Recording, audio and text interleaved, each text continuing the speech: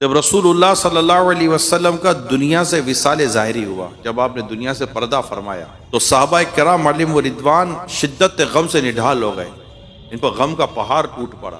ایسا لگا جیسے اب دنیا سے جیسے کہ اسلام نہ ختم ہو جائے گا، کیونکہ مسلمانوں کے لیے، صحابہ کرام کے لیے اس سے بڑھ کر تو کوئی صدمہ ہی نہ تھا نا کہ رسول پاک صلی اللہ علیہ وآلہ وسلم ظاہری طور پر نہ رہے، وصال فرما گئے۔ تو ایسے سخت اور کٹھن حالت میں سیدنا صدیق اکبر رضی اللہ تعالی عنہ ہی ایسے تھے جنہوں نے نہایت ہی صبر و تحمل اور حوصلے سے کام لیتے ہوئے اپنے جذبات پر قابو پایا۔ یہ میں غور کرتا ہوں کہ اس وقت آپ نے جس جذبات پر قابو پایا ہوگا، یعنی اس میں کوئی دو رائے نہیں ہے کہ آپ عاشق اکبر ہیں، دیکھ دیکھ کر جیا کرتے تھے آقا کو، اور فراق آپ کے لیے برداشت نہ تھا۔ رسول پاک صلی اللہ علیہ وسلم سے اگر میں کہوں کہ لمحے بھر کی جدائی بھی آپ کو گویا کہ جیسے کہ آپ کے کلیجے کو جلاتی تھی، لیکن تربیت مصطفیٰ صلی اللہ علیہ وسلم ملاحظہ ہو۔ باہر تشریف لائے اور جو صحابہ کرام علیہم رضوان جمع تھے، آپ نے ارشاد فرمایا اگر تم لوگ اپنے آقا حضرت محمد مصطفیٰ صلی اللہ علیہ وسلم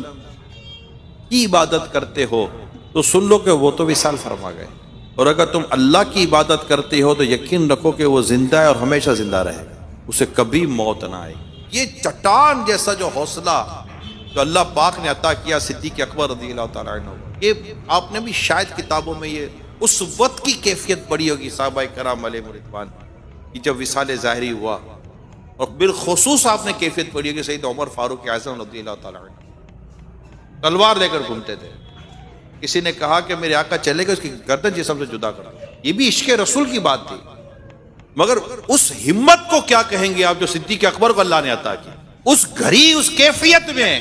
یا عمر فاروق اعظم جیسا جلو قدر صحابی یہ سننے کو تیار نہیں ہے، اور یہ کیفیت تھی صحابہ کرام علیہم رضوان کی۔ کوئی کہاں کوئی کہاں کوئی کہاں، کوئی دعا کرتا ہے مولا جب تیرے حبیب ہی نہ رہے اب ان آنکھوں کا کیا کروں گا، مجھ سے میری آنکھوں کا نور لے لے، اور ان کی آنکھوں کا نور چلا گیا۔ وہ سواری جس پہ میرے آقا سوار ہوا کرتے تھے، وہ دراز گوش دوڑ کر جاتا ہے اور کود کر چھلانگ لگا کر اپنا بھی خاتمہ کر لیتا ہے۔ یہ ساری کیفیات کس پر کیا کیا کیفیت ہوگی، کیا کیا بیان کیا جائے۔ میں اس لیے آپ کو عرض کر رہا ہوں کہ ایسی حالت میں عاشق اکبر کا یہ کہہ دینا اور آ کر اس کشتی کو سنبھالنا، یہ احسان ہے امت پر صدیق اکبر رضی اللہ تعالیٰ عنہ کا، بہت بڑا احسان ہے۔ تو یہ آپ کی بہادری، آپ کا حوصلہ